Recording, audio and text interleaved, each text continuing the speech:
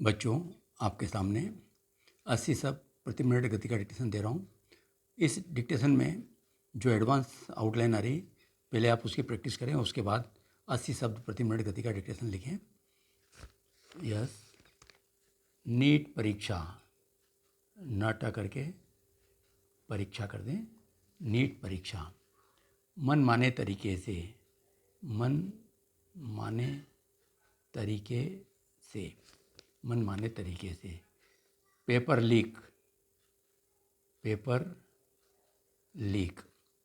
अहम परीक्षा, आ का डेस निकाल के बड़ा गोला लगाएं, अहम परीक्षा। ऐसी कड़ी सजा, ऐसी क से कड़ी और स से सजा। सबसे महत्वपूर्ण बात यह है कि, सबसे महत्वपूर्ण को आधा कर दें, महत्वपूर्ण ब को आधा निकालें, यह है कि। बड़ी बड़ी बातें, ये बड़ी बातें, यह भी आप ब से बड़ी और ये से ता। अब इसको आप रिपीट कर देंगे यहाँ तो बड़ी बड़ी बातें हो जाएगा। पब्लिक स्कूल, प ब को घेरा कर दें और स्कूल निकाल दें इसमें। मौलिक सुधार के लिए, मौलिक सुधार के लिए। गड़बड़ी के लिए, ग से गढ़ और यह वह से बड़ी के लिए, गड़बड़ी के लिए। बीएड कॉलेज, लाइन को काट के बी डी, बी से बीएड, बी और बी डी करके बीएड कॉलेज। शिक्षा तंत्र, शिक्षा तंत्र। जाहिर है कि, जाहिर है कि। लाइन को काट देंगे तो जिरह है कि हो जाएगा, ये ध्यान रहे। हर साल, टीकेच का प्रयोग करें, हर साल। हाल ही में, टीकेच हाल ही में। हमारे देश की शिक्षा व्यवस्था, टीकेच हमारे देश की शिक्षा और व्यवस्था के लिए एस्ट रूप लगा दें। योजनाबद्ध ढंग से, योजना ब को आधा करें और अंक लगा दें, योजनाबद्ध ढंग से। सुधार होना चाहिए, सुधार होना चाहिए। बीच में से काट दें इसको और डेथ लगा दें, होने के लिए। एक दूसरे का साथ दें, एक दूसरे का साथ दें, एक दूसरे का साथ दें।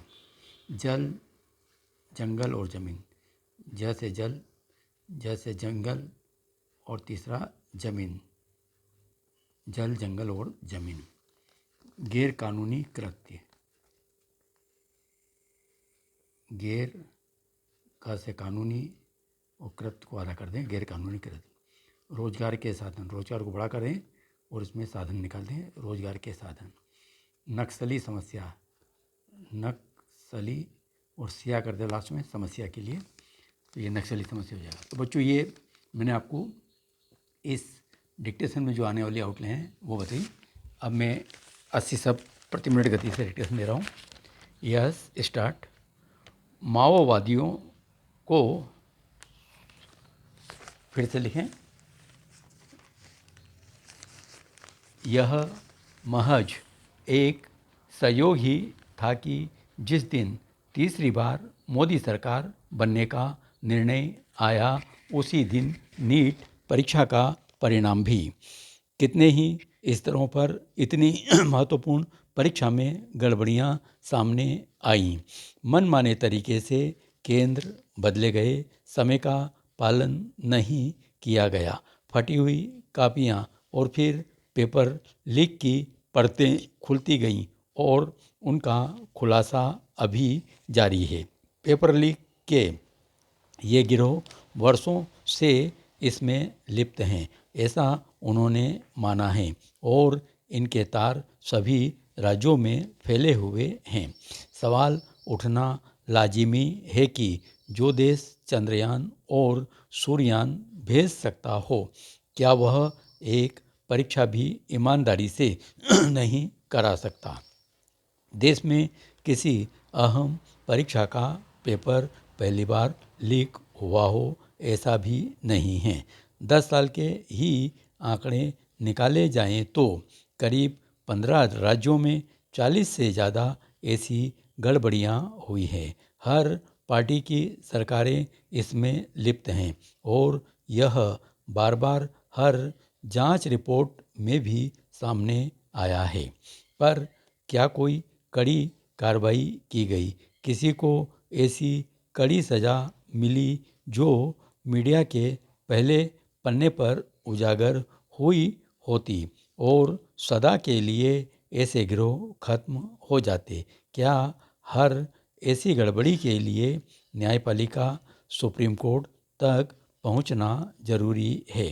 नीट के मामले में ही जब आवाज़ उठाई गई तो नेशनल टेस्टिंग एजेंसी ने भारतीय नौकरशाही के प्रचलित अंदाज में नकार दिया।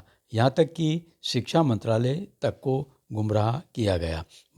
भला हो मीडिया का, जिन्होंने राष्ट्रीय स्तर पर इस मुद्दे को उछाला।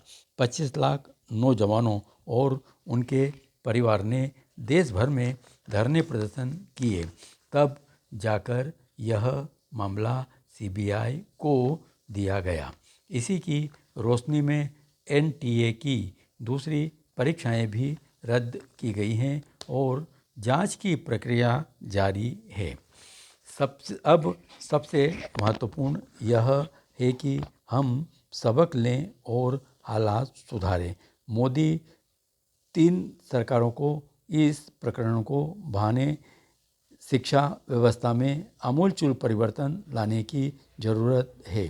पिछले चुनावों में उनका घोषणापत्र या एजेंडा जो भी रहा हो, इस बार शिक्षा को सर्वोच्च प्राथमिकता देनी चाहिए। वह भी सिर्फ कागजों में नहीं बल्कि ज़मीनी स्तर पर। ये बात भूलनी नहीं चाहिए कि दुनिया के सभी विकसित देश शिक्षा सुधार के रास्ते से ही आगे बढ़े हैं। नई शिक्षा नीति 2020 में घोषित हुई थी। 4 साल के बाद उसका भी अभी तक कोई परिवर्तनकारी निशान शायद ही मिले।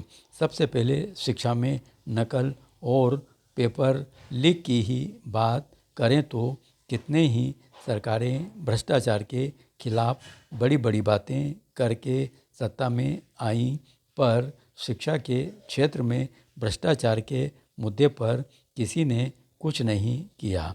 न तो निजी स्कूलों का शिक्षा को कारोबार बनाना बंद हुआ, न ही सरकारें ऊंची और मनमानी फीस के मोर्चे पर कोई राहत दिला सकी। पूर्व कैबिनेट सचिव सुब्रमण्यम ने पब्लिक स्कूल शब्द हटाने की भी मांग की थी। वह भी मंजूर नहीं हुआ। दर्जनों विश्वविद्यालय के वाइस चांसलर और डायरेक्टर तरह तरह के भ्रष्ट कामों में लिप्त पाए गए हैं। ऐसी शुरुआत भी कहीं से नहीं दिख रही जो करोड़ों नौजवानों का विश्वास जीत सके। लाखों बच्चे लाखों की फीस देकर साल 2 साल तक तैयारी करते हैं।